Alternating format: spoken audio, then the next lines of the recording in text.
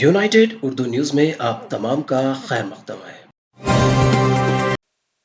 सदर कुल हिंद मजलिस इत्तेहादुल मुस्लिमीन व रुकन पार्लियामेंट हैदराबाद असदुद्दीन ओवैसी ने सदर तेलंगाना राष्ट्र समिति KCR की जानिब से नई कौमी सियासी जमात भारत राष्ट्र समिति तश्कील देने के फैसले का खैर मकदम किया। KCR की जानिब से BRS के क़याम के ऐलान के फौरी बाद ओवैसी ने सदर TRS को मुबारकबाद दी। सदर मजलिस ने ट्वीट किया कि चीफ मिनिस्टर के चंद्रशेखर राव को TRS को BRS में तब्दील करने के लिए मुबारकबाद। इस नई शुरुआत पर उन्होंने KCR के साथ नेक तमन्नाओं का इजहार किया।